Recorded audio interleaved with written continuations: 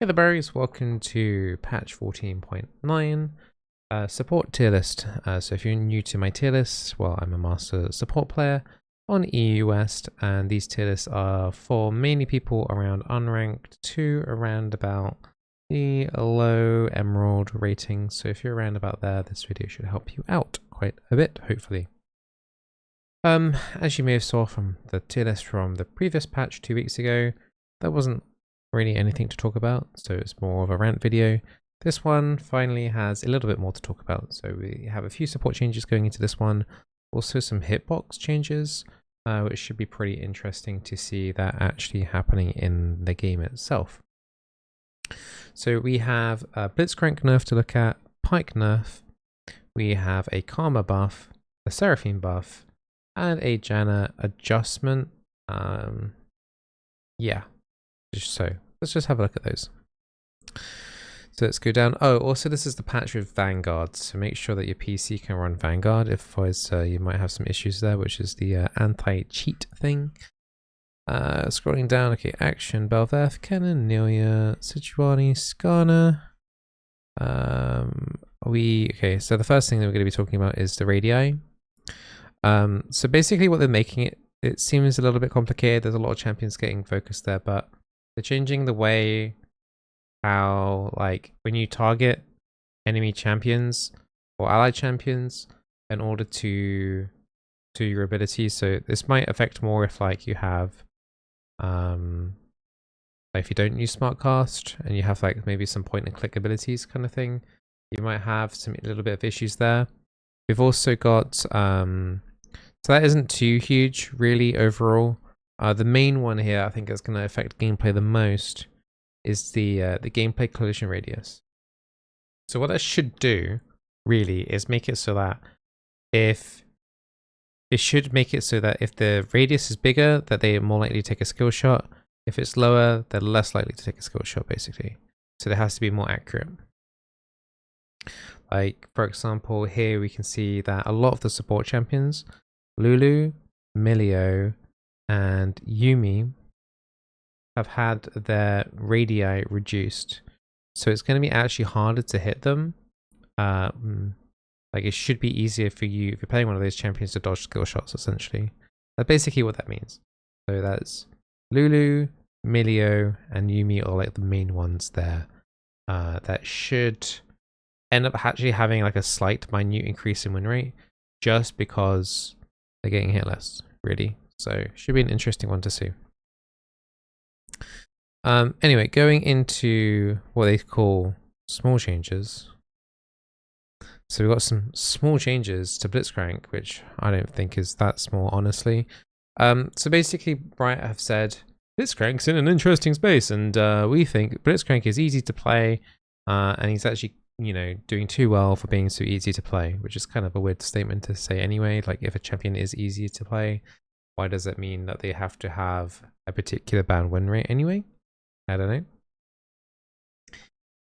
But yeah, these nerfs are, like, in my tier list, Blitzcrank's always been tier 3. Going into the tier list, I'm just going to tell you, he is tier 3 still. The main thing about Blitzcrank anyway is him landing his hook. So the things that are happening here is his passive shield is getting reduced from 10 seconds to 4, which is quite a big nerf in itself in terms of like laning phase generally, because that's when the shield lasts the longest, I'd say, because it's harder to kind of deplete that shield early on. So he's going to be squishier in the laning phase, and then he has that movement speed being knocked off his W by 10%. So his win rate will go down a little bit, but I don't, honestly, from the stuff I've been looking at, win rate percentages and stuff like that, and just the general play anyway, like, people are overly scared of Blitzcrank anyway, in my opinion. I don't actually think he's like that great of a champion overall. Like, he can potentially do like well if like the person's really good at predicting with hooks and things like that, but it takes a lot for that. And beyond hook, he doesn't really do a huge amount, really. I find it really weird that they're nerfing him. Like, I don't really feel like there's any justification for nerfing Blitzcrank. Other than the fact that, like, you know, people find him a little bit annoying to play against and maybe ban him a lot, like, just because they're like necessarily scared of him, in my opinion. But yeah, the shield thing is quite big. and then the movement speed nerf's quite big. I think he's still like, he's gone from like a mid tier 3 pick to like a low tier 3 pick. But I just think, honestly, I just sometimes think they just throw a dartboard and just go, yeah, we'll just nerf that today. It doesn't make any sense to me why they're even touching him right now. I think there's more pressing issues right now. Which is also really strange as well, because it's like, we're in Enchanter meta right now. We're definitely in Enchanter meta. Riot has made that clear. You'll see in the Janna thing as well later on, that Riot wants Enchanters just to be heal and shield bots, 100%. And then they're nerfing the potential counters to them, like nerfing Blitzcrank. There's a Pike nerf coming up here as well, so it's really weird how like double, triple downing, and now like quadra downing on an Enchanter meta. So if you like playing Enchanters, like I like playing Enchanters, it's fine for me, but it's like not everyone here I know likes playing Enchanters. Like people here want to play tanks and engagers and AP mages, supports. So really strange direction this season in terms of supports. Here's the Janna change. So they're reducing the amount of damage on her W by a little bit. It's scaling over time, but the benefit is that the shield's going up. And honestly, I'd say like Janna's win rate's pretty good right now, but I'd say like this is a pretty good buff anyway for like Janna, in my opinion. I think this is actually like technically a buff for the majority of supports. And especially if you're like iron to gold anyway, guarantee most Jannas aren't really properly harassing a W anyway, nor even thinking about it. When I'm playing Janna in like, you know, Diamond Master, I'm not even that encouraged anyway at using my Zephyr. I didn't really see the point of the Halo Blades build and stuff like that. I don't really care for it that much. And, you know, the Zazax and the Imperial Mandate, as you've already said, had already been nerfed anyway. But they're making her shield stronger. So, yeah, I think that's for me, as someone who's playing Janna more Enchanter-like, that's a buff for me anyway. So, yeah, it's just another Enchanter buff for me. You know, Enchanters at this point aren't really caring about doing damage anyway, so it's like whatever. It's just another shield heal buff. So yeah. Karma once again kind of seeing the similar trend here again with if it's got shields to the heals, we're gonna keep making sure that those champions do shields and heals and just not really care about the damage. Karma's win rate is in the bin right now. She's in tier 4 in the previous tier list and the previous probably before that, and then this one she's still tier 4. Is she getting stronger this patch because of these buffs? Yeah. Is anyone really going to play her properly though? Probably not. Slow percentage going up on the Q by 5%. It's a minor tiny buff. But yeah, the mantra Q slow is not being changed at all, so it's just like an absolute minor buff on the Q. And then you've got the mantra plus E. The shield is going up slightly on the secondary targets, and the AoE movement speed is going up slightly. This isn't enough to make her any better, but they basically said like, this is like, once again, if it's got a shield or any utility and it's in the bot lane playing support, we're gonna buff it. I think they're scared of touching her damage anyway. I think in lane it can get a little bit nutty if they're not careful, but like, I think the main reason why they're worried about her Q is because of the solo lanes and stuff. Honestly, I would prefer them at this point just to make her more like a mid lane solo lane champion rather than trying to like fudge her in as this kind of another champion that does AoE shields and speeds up and all this kind of stuff. It's like, just let her just like, okay, like no one really wants to play her support anymore. Just let her free and just make her jungle. I don't care now at this point. Just like make her W do 1 million damage to jungle creeps and just let her just become a jungler or something at this point, because we don't need another movement speed shielder focus oriented support. We've already got like 5 of those. So yeah, just do something a bit more unique with this champion, right? Rather than just keep trying to fudge her into the support role. There's just no point at this point. What else is there to talk about today? We've got the Pike change and a Seraphine minor buff too. So the Pike is once again enough, as we mentioned with the Blitzcrank, solidifying that Enchanter meta even more by nerfing another champion that actually does relatively okay into some of those squishy Enchanters. Mana on W being increased by 15 and the cooldown being increased by 2 seconds as well, meaning that it's a little bit harder for Pike to A, roam, and B, looking to try and sneak away in some of those engages, making it a little bit more punishing.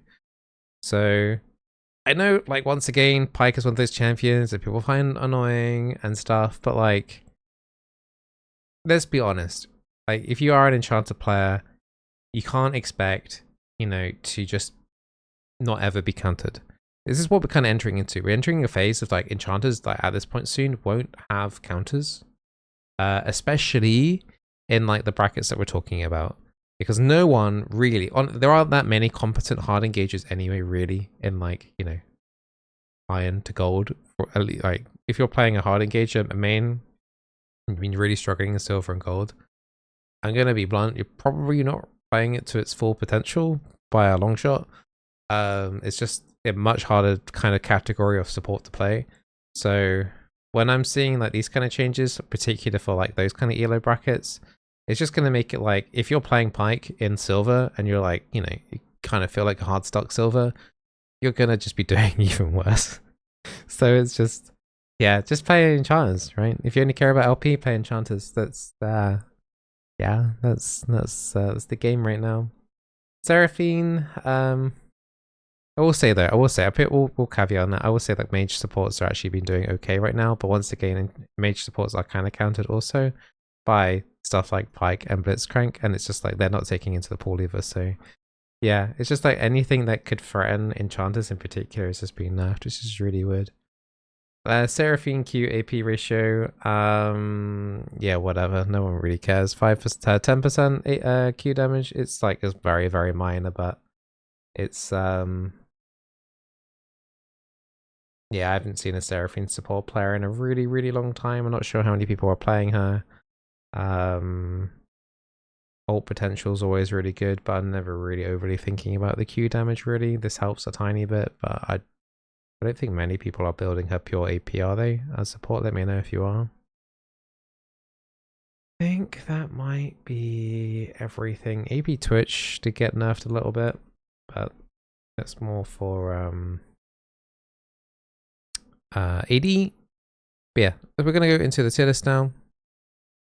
There you go, there's tier 3, 4, and 5. Not really any changes there. Seraphine is still in tier 3, Pike's still in tier 3, Blitzcrank's still in tier 3, Karma's still in tier 4. Anyone else there really want to talk about? I will say Poppy used to be in tier 4. I have moved her up, but I'm gonna put extreme caution on this as we move up into tier 2. Melee has been put down from tier 1 to tier 2. Poppy has gone from tier 4 to tier 2.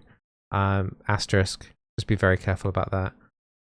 Brand is still doing pretty well in unranked to gold. He does start falling off heavily in gold. And the other ones that are viable, Renato's got some pretty high win rates at the moment. So keep an eye on her at the moment. So I moved Millie down from tier 1 to tier 2. I feel like he's good. He's like, anything in tier 2 honestly is good.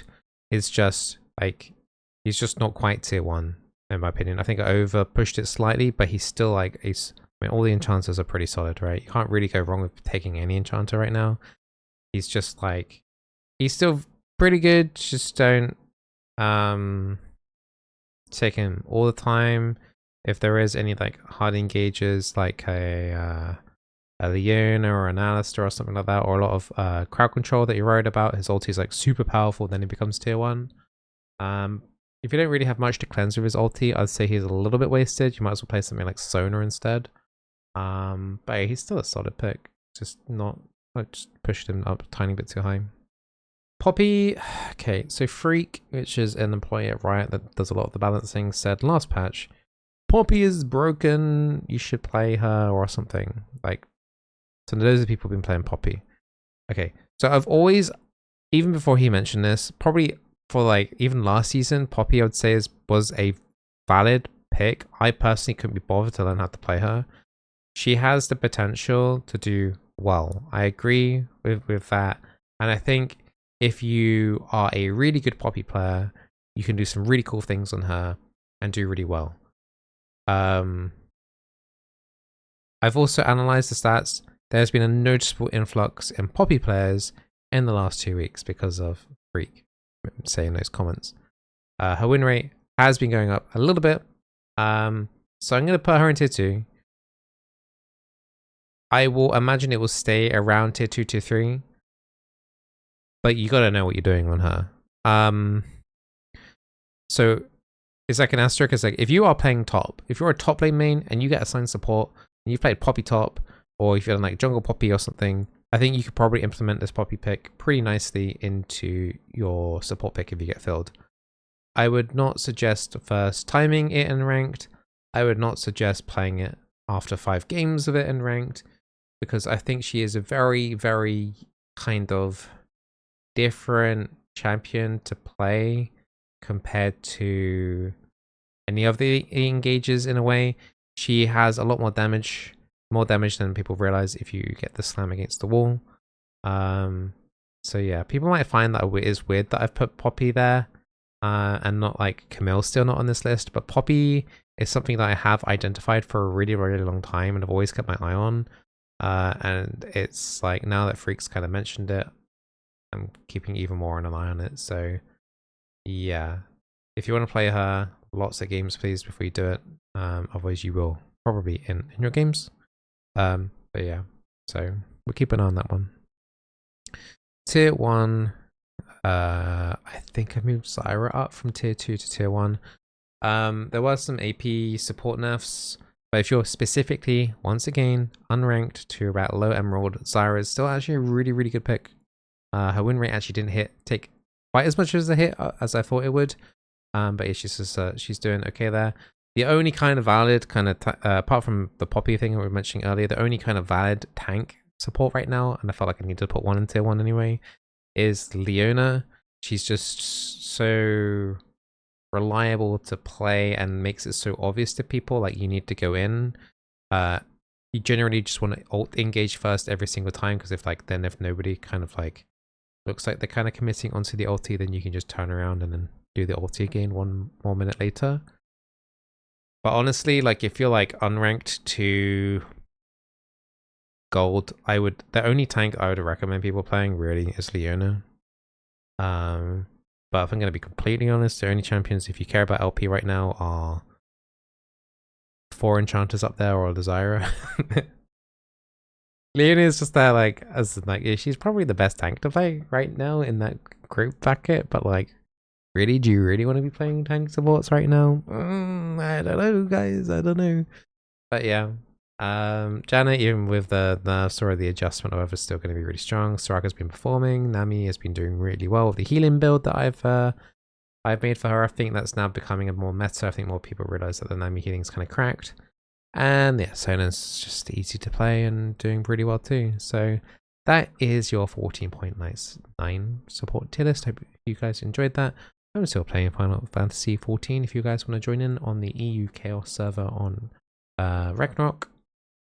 A lot of people playing there, pretty active free company, getting ready for Dawn Trail expansion coming up in a couple of months' time. So if you do want to join in with that, then you're more than welcome to, as long as you're chill and not raging. And we're doing lots of things. We did treasure maps last week, which was really, really fun. Loads of people enjoyed doing that. We have more events up. But I think we're doing more treasure maps this weekend. And then something special planned in 2 weeks' time on Final Fantasy, which hopefully will work out as planned. But yeah, I hope everyone that's been playing Final Fantasy 14 with me have been having lots and lots of fun. And I hope you guys keep enjoying the lore content that I'm posting up on the YouTube channel. There will be some Final Fantasy 14 content at some point, but only when I feel ready to kind of slowly make that transition into MMO content. But for now, still League content here, and I am still playing League. Just not quite as much as I used to, probably around about 20% at the moment, just to stay relevant, but like there isn't really any changes right now in terms of bot lane, so there isn't really too much to keep up with. So yeah, we'll see. All the best, take care, and see you tomorrow, hopefully for another video. Bye.